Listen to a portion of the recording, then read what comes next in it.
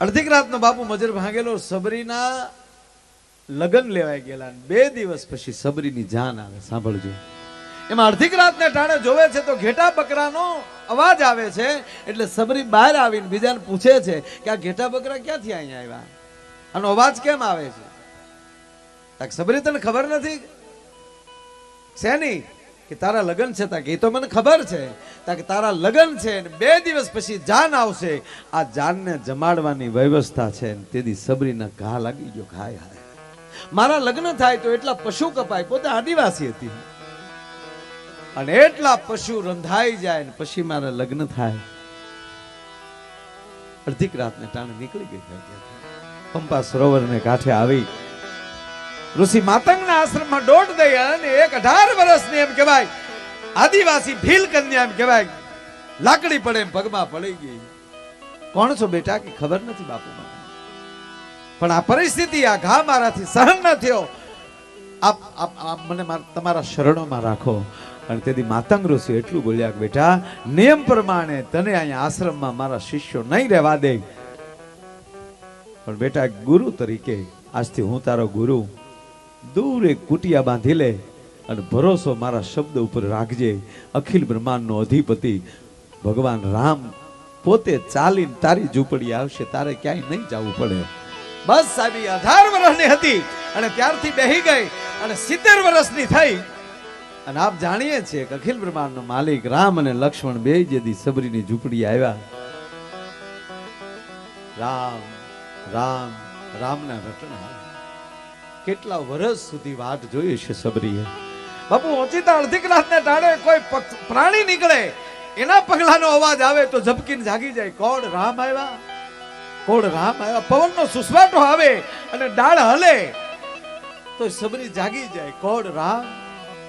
હવે કલ્પના કરો સાહેબ, એટલા વર્ષ સુધી આવી રાહ જોઈને જે સબરી બેઠી છે તેથી હકીકતનો રામ આવીને ઉભો રહ્યો છે, તેથી પરિસ્થિતિ કેવી થાય? આંખમાંથી ગંગા અને જમના વહેવામાં લાગ્યા. અને ભગવાન રામ સબરીને પૂછે છે કે સબરી, આજ અમે આવ્યા એના હરખના હું છે? સબરીનો જવાબ આપે છે, પ્રભુ આપ આવ્યા એનો હરખ તો હોય જ, પણ આજ મારી આંખમાં હું છે એનું કારણ એક કે આજ મારા ગુરુના શબ્દ હાચા પીડ્યા. મારા ગુરુએ કીધું હતું કે બેટા તારે ક્યાંય નહીં જવું પડે, અખિલ બ્રહ્માંડનો માલિક તારી ઝૂંપડી આવશે. આજ મારા ગુરુના શબ્દ હાચા પડ્યા ને એ વાતનો મને હરખ છે, એના મને આજ આહુડ આવ્યા છે. અને એટલે કવિ કાગ લખે છે, આચરીએ ને અંગડે ધરીએ જેમ ગુરુજી ગાયજી, આચરીએ ને એ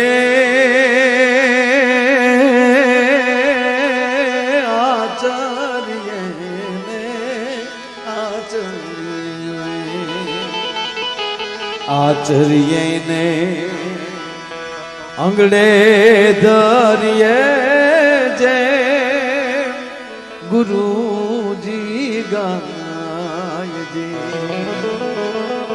બાપુ અર્જુનની હારે કાયમ એમ કહેવાય ભગવાન નારાયણ રહેતા હતા, છતાં અર્જુન ક્યારેક ક્યારેક ગોથું ખાઈ ગયો છે. મહાભારતના યુદ્ધ પછી એક સમય એવો આવ્યો, બરોબર ભગવાન કૃષ્ણ અને અર્જુન બેઠા છે અને એના ગાંડીવના વખાણ કરે છે અર્જુન. ત્યારે ભગવાન કૃષ્ણએ કીધું કે અર્જુન, કોણ હારે હતું હું થઈ ગયું ને એને લીધે બધું થતું હોય, પાવર ન કરાય. બહુ અર્જુન વાતો કરે છે. ત્યારે ભગવાન કૃષ્ણે કીધું કે અર્જુન તને બહુ એવું લાગતું હોય ને તો આ દિશામાં જા, થોડોક આગળ જંગલમાં. એ આગળ જંગલમાં ગયો, એ આગળ અર્જુન હાલ્યા, એ અંદર એકલા જાય છે અને એમાં કોઈ સ્ત્રીનો રડવાનો અવાજ સાંભળ્યો, બચાવો બચાવો. અને આ તો અર્જુન હતો, રહી ન શક્યો. જે દિશામાં એમ કહેવાય બાઈનો અવાજ આવતો હતો ત્યાં ગયો તો એક વિકરાળ કાયા વાળો માણસ સ્ત્રીને હેરાન કરતો હતો.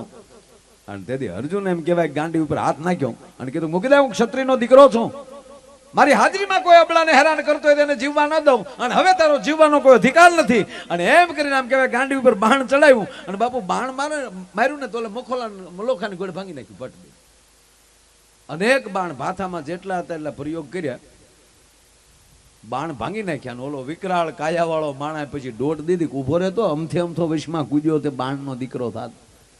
ઈ આગળ અર્જુન અને પાછળ ઓલો વિકરાળ કાયા વાળો માણા, ઈ આમ જે અર્જુન દોડ્યો જતો હતો, એકને એક પગ કપાઈ ગયેલો ને એક હાથ કપાઈ ગયેલો, અને ઈ એક જ હાથ વાળો ઊભો થયો અને આમાં એક પગે લંગડા તો ઊભો થયો ને કીધું, શું છે ભાઈ? એટલે અર્જુને કીધું, મને બચાવો. કે પાછળ આવી. અર્જુનને પાછળ રાખી લીધો અને ઓલો જો વિકરાળ કાયા વાળો માણા આવ્યો, આને એક પગ નહોતો ને એક હાથ નહોતો, એને એમ કહેવાય એક હાથે ઓલાને આમ બગલમાં લઈ લીધો અને મરડી અને પાડીને બે કોણી મારીને ભેગો કરી દીધો. અને પછી અર્જુનને કીધું કે હવે બીમા હવે ઊભો નહીં થઈ શકે. અને પછી અર્જુને કીધું કે ઓહો, જ્યાં મારું ગાંડીવ નો હાલતું હોય, જ્યાં મારું બાણ નો હાલતું હોય, અને એક હાથ વાળો માણસ આ વિકરાળ માણસને પાડી દે, આ હશે કોણ? આને પૂછવા દે. એટલે પરિચય માગ્યો કે ભાઈ આપ કોણ છો? તક મારા પરિચય પૂછવાની જરૂર નથી, પણ જ્યારે મહાભારતનું યુદ્ધ થયું ત્યારે હું કૌરવ પક્ષમાં હતો અને પાંડવ સામો લડતો હતો, અને એમાં 5 ભાઈઓ છે, 5 પાંડવ, એમાંનો એનો ભાઈ એક અર્જુન. એ અર્જુને મને એમ કહેવાય કે તેદી બાણ મારીને મારો હાથ અને મારો પગ કાપી નાખ્યો. આ તેદુનો ગોતું છું, પાંડવો માલી જો એક ભાઈ મળી જાય ને તો કાસે કાસો ખાઈ જાવ. તેદી અર્જુન પરિચય દેવા ખોટી નહોતો થયો ભલામણ. હે ઈનો ઈ અર્જુન તેદી મુઠ્ઠી વાળીને આવીને કૃષ્ણને કીધું, હાસુ તું હોત તો જ બધું થાય, બાકી થાય નહીં. સાહેબ એમ તમે કોણ છો એની કરતા કોની નજીક છો એના ઉપર બહુ આધાર રહે. તમે કઈ વ્યક્તિ છો, તમે કોને હારે રહ્યો છો અને તમે કોની નજીક બેસો છો એના ઉપર બહુ પ્રભાવ પડે. અને એટલે કવિ કાગ લખે, આચરીએ ને અંગડે ધરીએ જે આપણો ગુરુજી ગાયજી, કેમ યાને શું કરવા એવો સંચય મન માન થાય, એના ભરોસે રેવાય.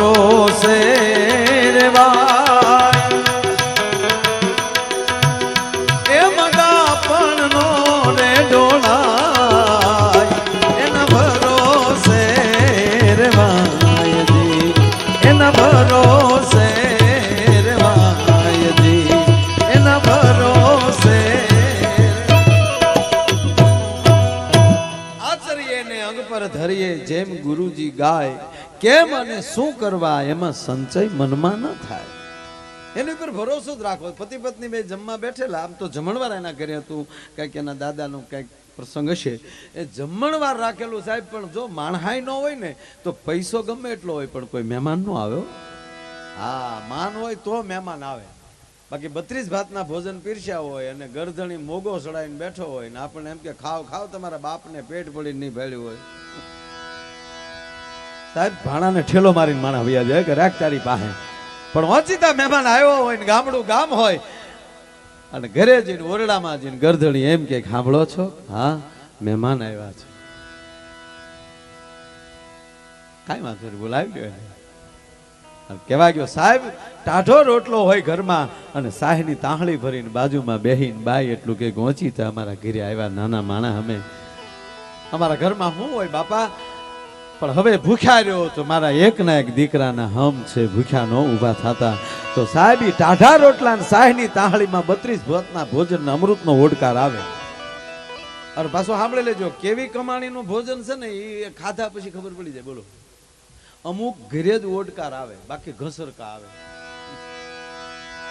અમુક અમુક જગ્યાએ જમીને તો જ આમ ઓડકાર આવે. ઓડકાર આવે એટલે અંદર અમૃત આવે, ઘસરકા આવે તો ખાટા તોડ મોઢા થઈ જાય. એસિડિટી આમાં નીકળી સાહેબ, નકર કઈ ડીડેટી થાય કોઈ નહીં. એક જગ્યાએ પ્રોગ્રામ હતો, મેં કીધું ભાઈ મારે જમવું નથી. મેં કીધું મને કે કેમ? મેં કીધું મને એસિડિટી થઈ ગઈ. મને કે ડીડેટી તો મને થઈ ગઈ. હું ડીડેટી થી તારા બાપ મસર મરે, આમાં આપણે મરીએ. અમુક અમુક નોખું જ નથી પાડતા. બોલો અરે એક જણો હમણાં તો ખીજાણો કે ક્યાં છે ડોક્ટર ની મા બેન. બોલો કે બોલવામાં ધ્યાન રાખ. તાકે આ બોર્ડ માર્યું, તાકે ડોક્ટર નીમા બેન છે. કાંઈક નોખું તો પાડે, આમ ભેગું હું કામ જીકે જા. બાપુ હમણાં હું કચ્છમાં પ્રોગ્રામમાં જતો હતો ને, મારો ડ્રાઈવર ગાડી ઊભી રાખીને મને કે ઊભા થાવ. ગાડીમાં હું સુઈ ગયેલો હતો. મને કે ઊભા થાવ. કાં? મને કે આપણા ગામના ડાયા અર્જણે અહીંયા જમીન લીધી. આપણો ડાયો અર્જણ અહીંયા શું કામ જમીન લેવી? મને કે આ બોર્ડ માર્યું. મેં કીધું ડાયા અર્જણ નથી, ડ્રાઈવરજન છે. તું શાંતિથી ન્યાલી આંકવા મારીને રોડે સડી જા. એને એમ કે ડાયા અર્જણ ની વાડીઓ જવાનો કેવડો કર્યો છે. અને ખરેખર અમુક માણસ નોખું પાડતા જ નથી, બિલકુલ ભેગે ભેગું જીકે જાય. મને કે ગોપાલ લખમણ ની દુકાન લાગે. હું ગોપાલ ખમણ છે, હું ગોપાલ લખમણ ગોપાલ લખમણ નથી જૂતું પાડતા, જીકે જાય. બોલો ગજબ છે માણસો. હમણાં અમારી સ્કૂલમાં એક છોકરાને સાહેબે પૂછ્યું, બાપુ હું નિહાળે કરું. બોલો તેદી નો ભણ્યો ને હવે નિહાળે જાવ. એટલે સારી સ્કૂલ છે, સારું પરિણામ સારું આવ્યું સાયન્સમાં. છોકરાઓ બહુ સારું ભણ્યા, બહુ સારામાં સારું જિલ્લાનું પરિણામ. તાળીઓ તો પડો અભણ નિહાળ કરે ને. હા છોકરાઓ સોયત્રા કાઢના એવા છે બાપુ. 97, 98 એવા ટકા લાવ્યા મારા દીકરા. ટકા હો, ઓલું કે નહીં. ઓલું કે ને હું કે માર્ક નો કે બટા તન તું કીધી નાન. હા એ શું કહેવાય? હા જો ઈ હું નહીં બોલું, હું નહીં કહું. હા કારણ કે બાપુ હું ખરેખર આ બધાને વહેમ છે. બાકી હું બહુ ભણેલો છું. મારું અંગ્રેજી કોઈ, હું હમણાં લંડન ગયો ઈવડાઈ નો સમજે ક્યાં મારું અંગ્રેજી. હા હું અંગ્રેજી બોલું, ત્યાંના અંગ્રેજો નો સમજે ક્યાં સાહેબ, ઇંગ્લેન્ડ વાળા નો સમજે. એટલે અમે બાપુ રશિયા ગયા પ્રોગ્રામમાં, હું કીર્તિદાન હમણાં લંડન ગયા, પણ એ પહેલા અમે રશિયા ગયા હતા. તે રશિયા પ્રોગ્રામ જામ્યો. અહીંયા તે બહુ જામ્યો થતો. અહીંયા તમામ મીડિયામાં આવતું હતું ન્યાય કે પાઉન્ડ ઉડ્યા. તો ઉડે તો ખરાબ નહીં. એ કીર્તિન માયા બે હોય એટલે આ માયા તો કોને ખબર ક્યાંથી આમ ઉડીને આવે. એટલે રશિયા પ્રોગ્રામમાં ગયા ને બાપુ, પ્રોગ્રામ એવો જામ્યો એટલે રશિયન માણસ હોય ત્યાંના કોઈ પાર્ટનરો હોય ને, એટલે એ લોકો આવેલા. એને રસ લાગ્યો, રશિયાઓને રસ લાગ્યો આમાં. એટલે એને પૂછ્યું બધું કે આ બધું શું છે? તા કે અમારું ગુજરાતી ફોક મ્યુઝિક. ઓકે. અને પછી દેશભક્તિના ગીતો ગાયા. મેરે દેશ કી ધરતી સોના ઉજલે, હું ઉજલે તો આપણને ખબર જ છે. પણ ત્યાં અમે ઉલ્લી ઉલ્લીને ગીત ગાયા. સારે જહાં પે અચ્છા હિન્દુસ્તાન હમારા, એ મેરે વતન કે લોગો. એક જગ્યાએ એક ભાઈની ઘરે હું ચા પીવા ગયો, મને કે લતાની કેસેટ ચડાવું. મેં ચડાવો ને. ઘડી સાંભળ્યું તો કેસેટ ચડાવી, પણ ભાઈ અવડી અવડી ગાળ્યું ને વાસણની ઘણેલાટી. મેં કીધું આ કોની કેસેટ ચડાવી? મને કે અમારા લતા નહીં. અમારા લતામાં રોજ આવું થાય. અરે તને યારું આપણે. એટલે અમે ત્યાં રશિયા ગયા એટલે બાપુ બહુ એને બધાને મજા આવી. એટલે ઓલા એમાં ભારતથી આપણા ગીતો ગાયા, રાષ્ટ્રગીતો. એટલે એનો મગજ ગયો ઓલાનો કે અમારા દેશમાં આવીને તમે તમારા દેશના વખાણ કરો, હવે રશિયાના ગીત ગાઓ. એટલે આયોજકોએ આવીને કીધું કે હવે અમારે રોજ રહેવું. આ પાછા ગવર્મેન્ટના માણસો છે, સરકાર સાથે જોડાણેલા, અને અમારે પછી પ્રોબ્લેમ થાય એટલે એખાદું રશિયાનું ગીત ગાઓ. કીર્તિદાનભાઈ કે ભાઈ રશિયાનું ગીત મને આવડતું નથી. અને એવી કે તમે બોલી નહોતી કરી ત્યાં આવીને રસિયાના ગીત ગાવા પડશે. એ કે પણ હવે ગમે એમ કરીને ગાવા પડશે, નહીં અમારી આંગળી કે નકુસામાં છે. તમે તો ડાયરો કરીને વૈયા જાઓ ને પછી અમારે અહીંયા આંગળી નકુસામાં રહે. કીર્તિદાન મને કીધું મામા કેમ થાય? મેં કીધું ભણા ગાવાનો વિષય તારો છે, હું તો સાહિત્યનો માણસ, હું હટી ગયો. હું તો એકચ્યુઅલી મેં કીધું વાતોનો માણસ છું. હવે મને કે વાતોનો હવાદ ન થાય, ક્યાંક આમાં રસ્તો કરી મામા તકલીફ પડે કા મા વારે આવે ને કા મામા વારે આવે. અને મેં પછી બાપુ રસિયાના ગીત ન્યા ગાયા, કહેતા હતા ગાવ ગાવ રસિયાના થોડા ગીત હોય, તમે કે હા ગાવ લ્યો, પણ તમે કહેતા હતો ગાવ, મેં અહીંયા ગાયું. હો બાપુ પછી મેં કીર્તિદાન એને કીધું ઘડીક વૈયા આ બધું, હવે જો મામો મેં કીધું રસિયાના ગીત ગાય. હાણ બાપુ રસિયાના ગીત ઉપાડ્યો.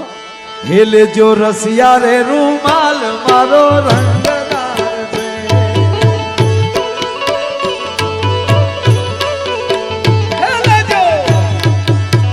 હેલે જો રસિયા રે રૂમાલ મારો રંગદાર છે, એ રંગદાર છે કેવો સમજદાર છે. હો લેજો હેલે જો રસિયા રે રૂમાલ મારો રંગદાર છે, લેજો રસિયા રે રૂમાલ મારો. 11 વાર બોલ્યો લેજો રસિયા. રસિયા કોણ? ઓલા ઓકે ઓકે રસિયા રૂમાલ રંગદાર છે, ઓકે ઓકે. મેં કીધું હાલો આપણું હાલી ગયું. પણ બાપુ હું તો દુઃખમાં પીડ્યો કે હજી બીજું ગાવ. એવું શું કહેવાય અંગ્રેજીમાં? No it is wrong. Once more તો એનું બીજી વાર ગાવું હોય તો થાય. એમ તો લે એમ તો આવડે હો. હા લે તઈ પ્લીઝ નેક્સ્ટ વન હજી બીજું ગાવ. મેં કીધું કરી ભાઈ બાપુ પાછું બીજું ઉપાડ્યો. ઓ રંગ રસિયા ક્યાં રમ્યા રાસ જો, રંગ રસિયા એવી આખલની રાતી ને ત્યારે કીધો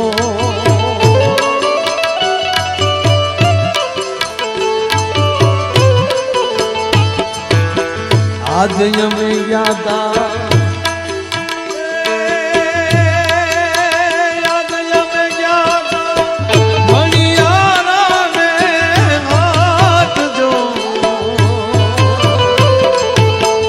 આજ અમે ગયા તા મણિયાને હાથ જો, બોલી સુડલની ને મુલાવતા મન લાવાઈ ગયા. ઓ રંગ રસિયા ક્યાં રમ્યા રાસ જો, રંગ રસિયા.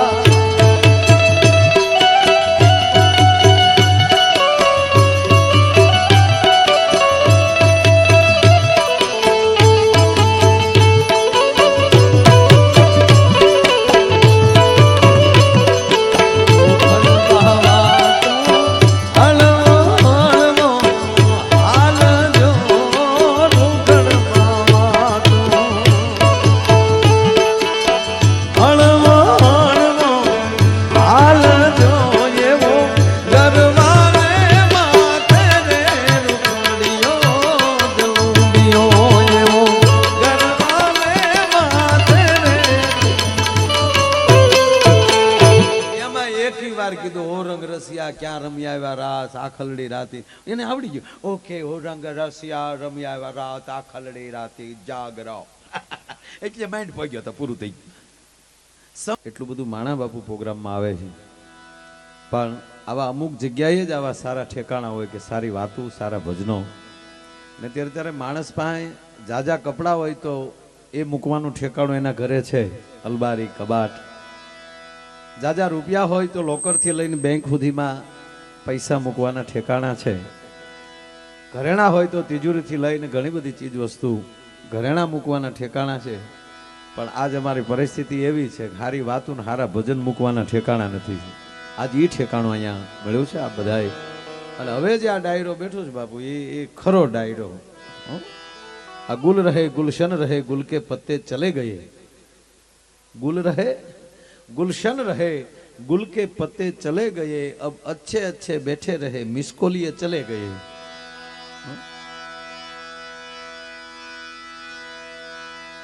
અમુક ટાઈમ આપ્યા હોય ને કાઢજો ભાઈ, પરણીએ એટલે પ્રોબ્લેમ થાય. હા, પરણીએ એટલે પ્રોબ્લેમ રહે, એમાં કઈ સવાલ નહીં. હવના ટાઈમે હવ પાછા નીકળી જતા હોય.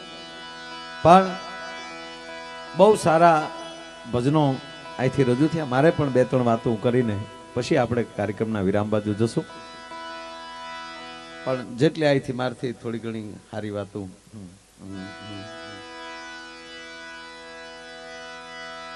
પણ હમણાં અમે જુનાગઢ ગયો અને વચ્ચે ઇન્દ્ર ભારતી બાપુનું કંઈક અનુષ્ઠાન હતું. ઋષિ બાપુ મને એ વાત કરતા હતા. મને કે ટીવીમાં ઇન્ટરવ્યુ વાળા ભાઈઓ બધા આવ્યા અને કીધું કે તમે આ સંતો બધા આવા મંત્રો, આવા યજ્ઞો આવું કરો, અનુષ્ઠાન કરો, એનાથી ફેર શું પડે? આવો એને પ્રશ્ન કર્યો. એટલે ના, હવે જરૂર નથી. પંખાને ભલે ભલે પીડ્યો પંખો મારે હામું નથી જોતો.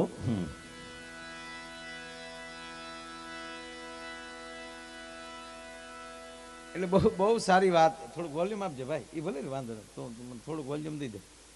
ઘડીક તમે થોડુંક વોલ્યુમ દઈ દે ભાઈ. બસ રેડિયો ને તોય મેં બસ કહી દીધું. હારો નહીં. મૂળા જીવડા કોઈ રાખો ને, ગરમીને તો પોગી રહે. આ જીવડા મારી નાખશે બીજું કઈ. અને હું ઘરે કહીને આવ્યો છું, પાછો આવી એમ જીવડા ઉડાડ ન. આપણને આ જીવડા લાગે, ઉપેલી ભગવાનને આપણે જીવડા જ લાગ્યો કે મારા દીકરા લેવા દેવા વગીના ઉડે બધે. કોઈ આકાશમાં, કોઈ રોડમાં, કોઈ ટ્રેનમાં, કોઈ તબલામાં, કોઈ ગાવામાં. મૂળ વાત પૂરી કરો કે એમને ઇન્ટરવ્યુમાં પૂછ્યું, બધા પત્રકારોએ, કે આનાથી ફેર શું પડે? એટલે બાપુએ બહુ સારી વાત કરી. એને કીધું કે ભાઈ આમ દૂર ઉભા થા. એટલે એમને કીધું કે આનાથી ફેર શું પડે? ત્યારે એમને જવાબ દીધો કે સામે એક ભાઈ ઉભા છે, એને ઓળખો છો? તો કે ના. એને જઈને તમે ગાળ આપો. એને ગાળ ગયો. બાપુ તો બોલ્યા હતા કઈ ગાળ દેવી એ તે. આ ગાળ તો એને આપ. અરે કે તો મને મારે જ ને. તાકે એક ગાળ જો અજાણ્યા માણસને એટલી અસર કરતી હોય તો સારો મંત્ર માણસને અસર કેમ ન કરે? ભલા માણસ આ ભજન અસર શું કામ ન કરે? પણ કહેવાનો મતલબ આ કોઈ આનો પ્રયોગ કરવા જેવું નથી. તમે ગંગામાં નાવ, પાપ ધોવાઈ જાય. અને કે પછી એનો એ ગંગાજળને કઈ પ્રયોગશાળામાં લઈ જાય અને એનું પૃથ્થકર કરીને એમાં કઈ સંશોધન ન કરાય કે આની અંદર કયું એવું તત્વ પડ્યું કે તમારા પાપને ધોઈ નાખે. એ તો ભરોસો જ હોવો જોઈએ. એટલે કવિ કાગ લખે છે, ભાઈ એને ભરોસે રેવાયજી,